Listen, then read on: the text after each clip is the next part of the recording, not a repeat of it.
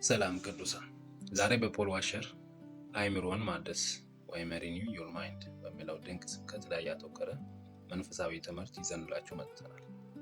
ብዙዎቻችን መንፈሳዊ ሕይወታችን ሲቀዘቅዝ ወይም ኃጢአት ስንሰራ አንድ ትልቅ ወጥመድ ውስጥ እንወድቃለን።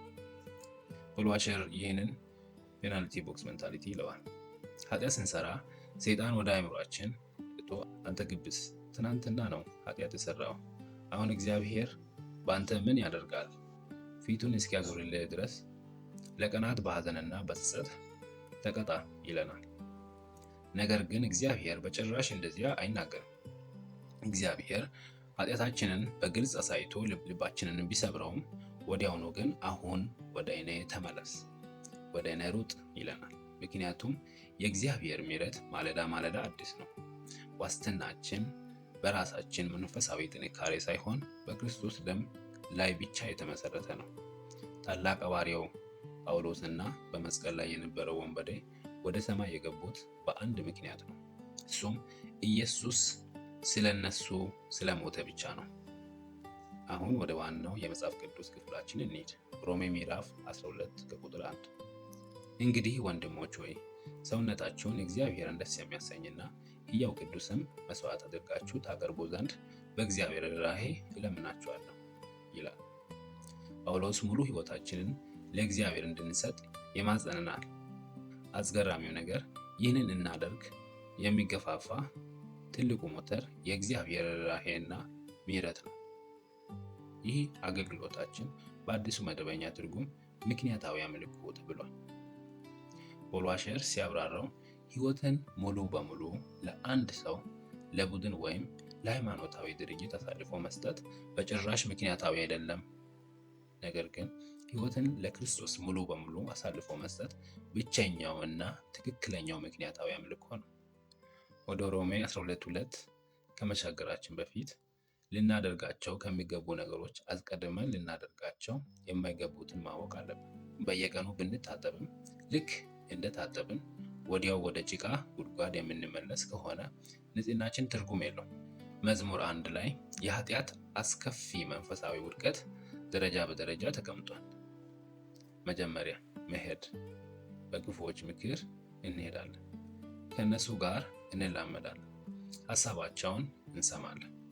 በመቀጠል መቆም፣ በኃጢአተኞች መንገድ እንቆማለን፣ ተጽዕኖአቸውን ተቀብለን ሕይወታቸውን እንለማመዳለን። በመጨረሻም መቀመጥ፣ በዋዘኞች ወንበር እንቀመጣለን።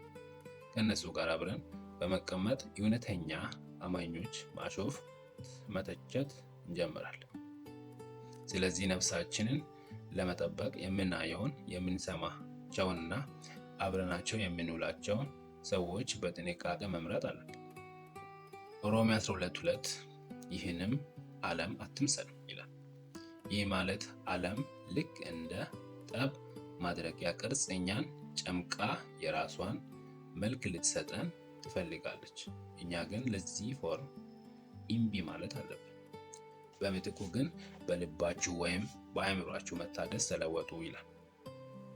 እዚህ ላይ ተለወጡ ለሚለው የገባው የግሪክ ቃል ሜታሞርፎሲስ ወይም ፍጹም መለወጥ የሚለው ነው።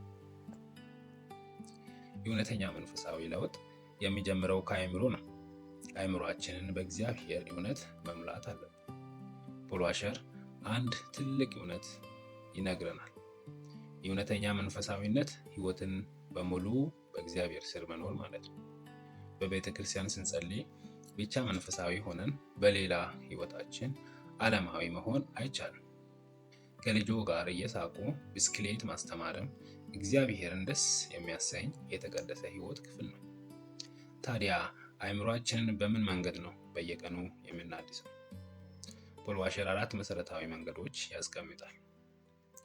በአንደኛው ቅዱሳት መጽሐፍ ቅዱስን በስርዓት ከማቴዎስ እስከ ራእይ ወይም ከዘፍጥረት እስከ ራእይ በየቀኑ ማጥናት። ቃሉን በየቀኑ ስናነብ የክርስቶስን አስተሳሰብ እንገነባለን፣ የእግዚአብሔርንም ፍቃድ በቀላሉ እንለያለን። ሁለተኛው ጸሎት ማለት ዝም ብሎ ፊልሚያና ልመና ብቻ አይደለም። ጸሎት ከእግዚአብሔር ጋር ማውራት፣ እርሱን ማጣጣምና አብሮት መጓዝ ወይም ህብረት ማድረግ ነው። ሶስተኛው እውነተኛ ህብረት ህንፃውን ሳይሆን ስለ መንፈሳዊ ነገር የሚያወሩና ለጌታ ፍቅር ያላቸው ቅዱሳን መቅረብ ነው።